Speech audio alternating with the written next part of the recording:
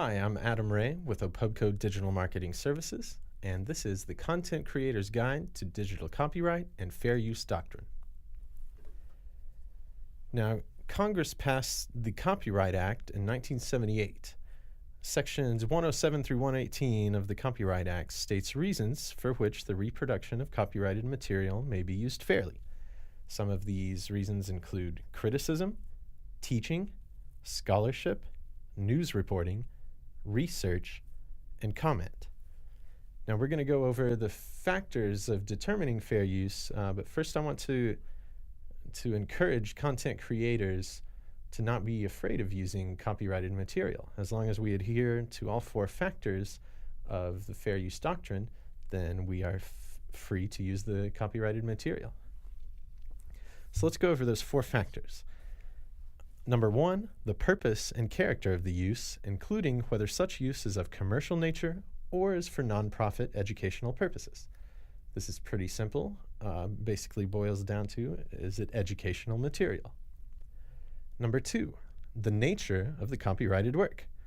This all hinges on transformation. Does your interpretation of the original, is it transformed from the original, or did you straight up copy the original? Number three, the amount and substantiality of the portion used in relation to the copyrighted work as a whole. This is basically how much of the copyrighted material did you use? Did you use the whole thing or just snippets? And number four, the effect of the use upon the potential market for or value of the copyrighted work. This is basically, does your use of the copyrighted material take away from the value of the original copyrighted work?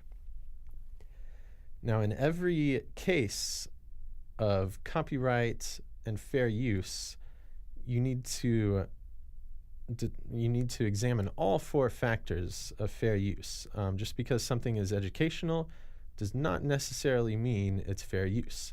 You have to examine all four factors and weigh them accordingly.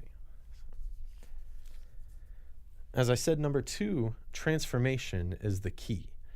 Transformation has been in the heart of most copyright cases in the last 20 years and hinges on mainly these three factors. Does your use of the copyrighted material convey new expression, new meaning, new message, or does it supersede or supplant the object of the original creation? If your use is doing the same thing as the original was doing, you might not have fair use.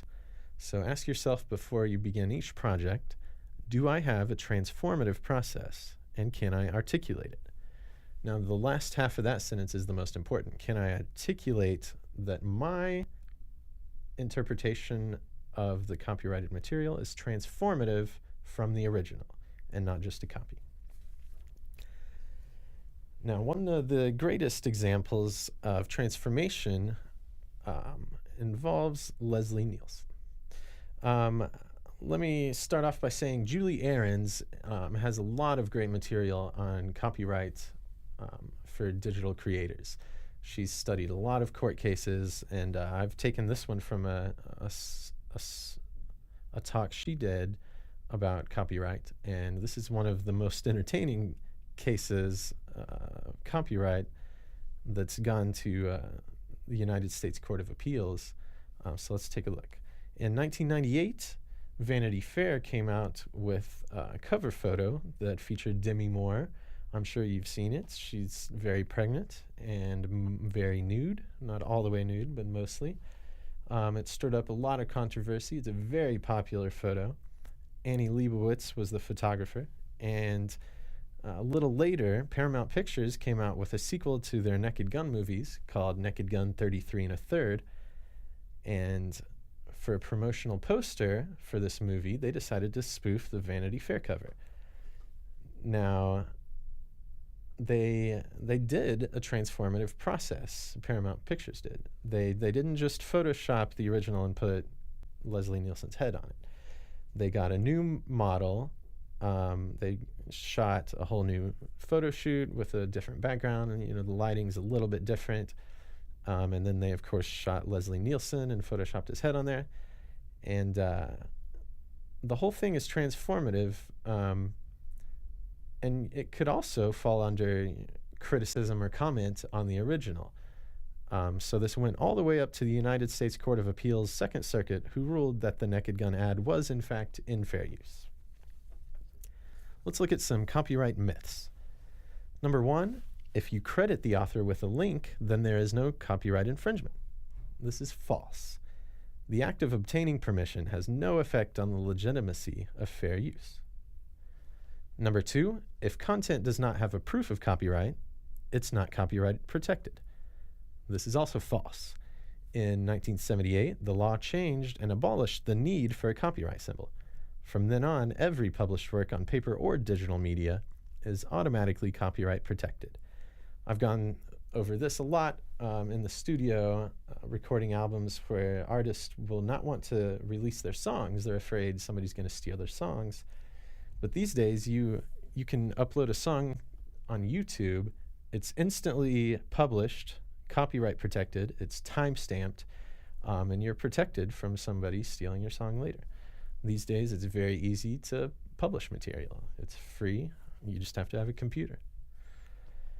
Let's go over some best practices.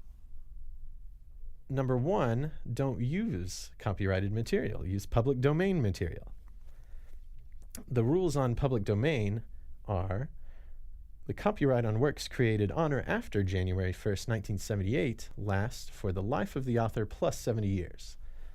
Works created before 1978, their copyright lasts 95 years after their publication. And that means that works created before 1923 have already expired and entered the public domain. So I encourage you right now to get all of the art and music you can that was published before 1923 and start using it in your blogs and material. Number two, best practice: obtain permission from the original author or creator.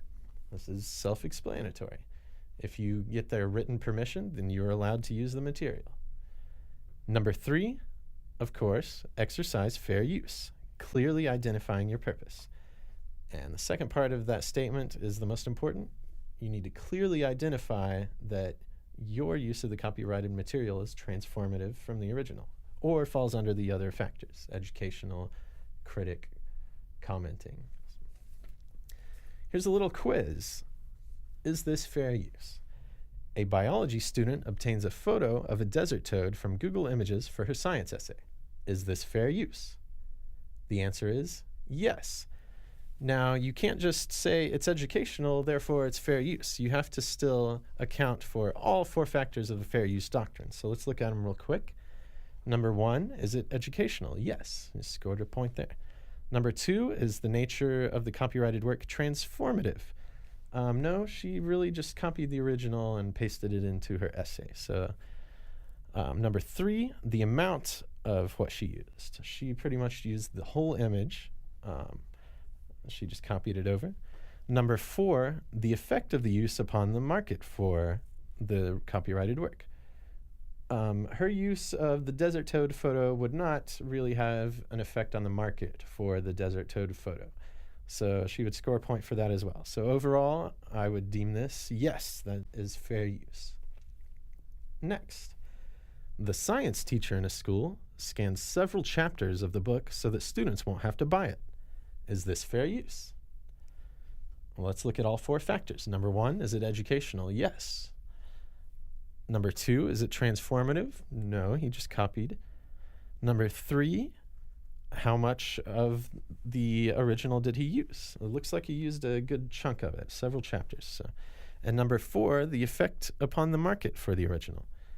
In this case, he photocopied the chapters so his students would not have to buy it. Therefore, it does have an effect on the market for the textbook. So this would not be fair use. Next, I include a McDonald's logo in my blog entitled The History of Branding. Is this fair use? The answer is yes. As long as all four factors are met of fair use, you may use a McDonald's logo if you're speaking about history of branding and it's clearly educational. Yes, this is fair use. Lastly, I create a website containing a company's name, such as www.microsoftsucks.com. Now, all that we know is that you use the name, and this could fall under fair use. Fair use does allow to use a name if all of your other 4 factors are met. If you're just copying Microsoft's website or one of their products, you will not get very far. But if you're making a piece of art that perhaps has a bunch of suckers and lollipops and spells out Microsoft, this could be considered as fair use, a critic or comment on the original, and it's definitely transformative. So, finally, here are my sources, although I don't legally need to do this for this presentation because it's educational. I'd like to thank Julie Ahrens with the Stanford Center for Internet and Society, Copyright and Fair Use Issues in the Visual Motion Arts. She has the best material out there about digital copyright, and she's studied immense number of cases, and I would trust her on anything. Lastly, you can look any of this up on the United States Copyright Office website, which is www.copyright.gov. Thanks a lot. This was the Content Creator's Guide to Digital Copyright and Fair Use Doctrine, and I'm Adam Ray with OPUBCO Digital Marketing. Thank you.